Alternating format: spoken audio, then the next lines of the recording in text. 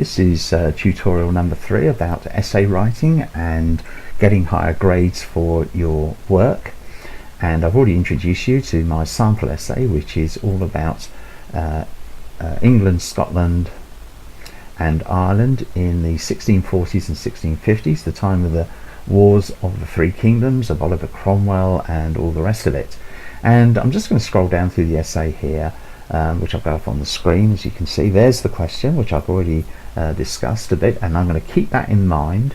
And that's one reason why I always like to put it at the top of the of my submitted essay. It's because it means I can then, before I hand it in, I can read back through my essay and keep looking at that question to make sure every single paragraph is like a little essay in its own right, answering one aspect of the question. And that's what I've tried to do here. So this essay kicks off the period of Cromwell's government in the Three Kingdoms, and now the next paragraph is one of those points, and the point was there was revolution in England, and that's what has the greatest impact on the British Isles. And so I cover then the nature of the revolution and the impact it had on the political structures of Scotland and Ireland, and the relationship between the three kingdoms, dominated of course by the Kingdom of England. And also to set the scene where there appeared to be, as I say here, a unique opportunity for England to achieve settled societies throughout the British Isles. In other words, I'm stressing that it's English-led, it's English-orientated, but it's going to impact on Scotland and Ireland. And then we go through to the military impact here, Cromwell's victory. That's basically all I talk about in this paragraph. The only mention of Cromwell's victories, which eliminate threats to peace, because it's a military victory that Cromwell and the others achieved across England and against Scotland and Ireland. Although I mentioned, of course, there's a royalist rising during Cromwell's rule of the Three Kingdoms, and about the cost of it and that sort of thing. And here's another point, the type of stable administration and dealing with the sort of sectaries, the Baptists, the Rumpers as they were called, the Fifth Monarchists, and then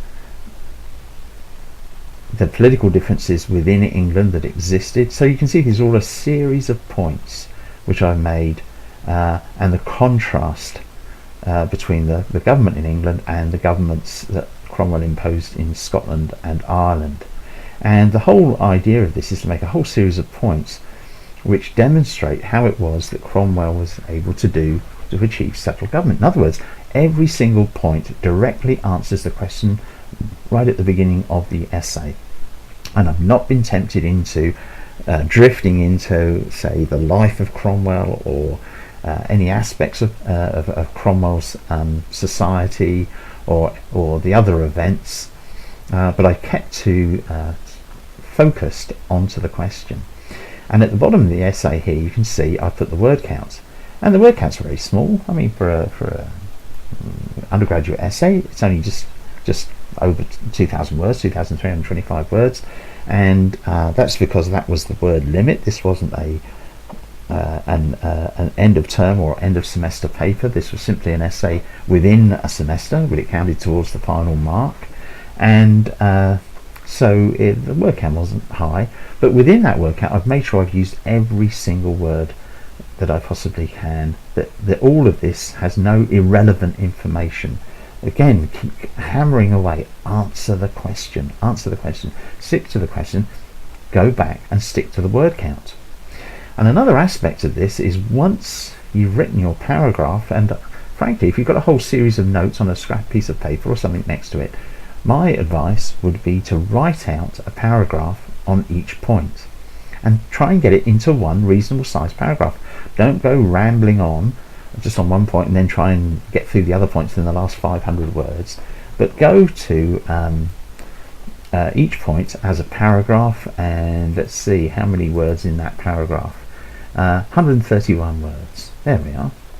So it's not very many, but it makes a decent point. And the important point there is that Cromwell was Anglo-centric. Everything is seen from the point of view of England, and he's imposing a settled government on Scotland and Ireland, mainly by overwhelming military strength and by taking complete control of all of the administration and driving anybody out who basically opposes him. So keep to the word counts, very important.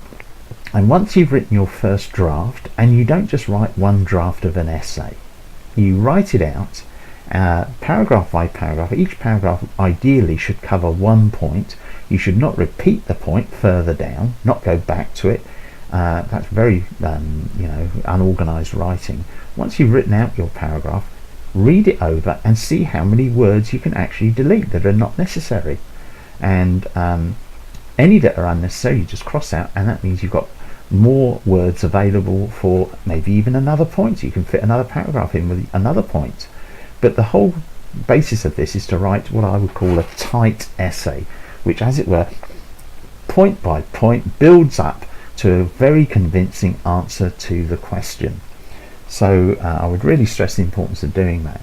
So there we are, that's the whole structure of the essay. That's the essay word count, which you should stick to, and it will be determined by whatever rules, regulations your university or institution or college require you to use that length. Don't overwrite.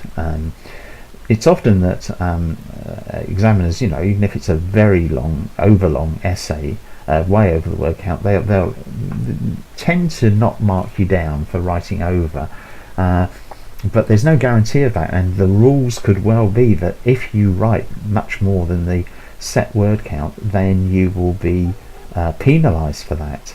And for this one, look, I'm just over the 10% more, so it's probably the limit that I could have probably got away with for writing this particular one. Otherwise you might well be penalised, or they might just get to the end of the required word length, which might have ended, say, there, and all the rest they say, well, that's over the word count, so it's not relevant to the essay, so we'll not read this. And yet you could have maybe got some more points, some higher grades, some better marks from that final paragraph. The final point I want to make about this before I move on to something else is that this is a sort of conclusion, and of course it concludes with Cromwell's death in 1658, because after that he wasn't really very active in achieving any settled government anywhere.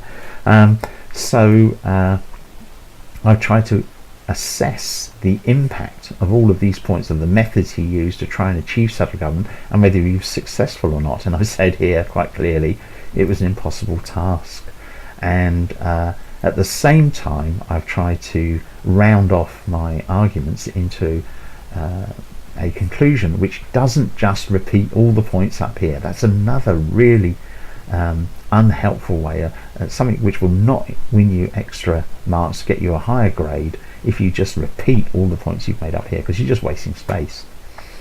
Often I'm always tempted to keep an eye open for nice quotes, handy quotes, relevant, absolutely relevant quotes, and I'm going to come on to those quotes and other aspects of the technical aspects of this essay in my next tutorial.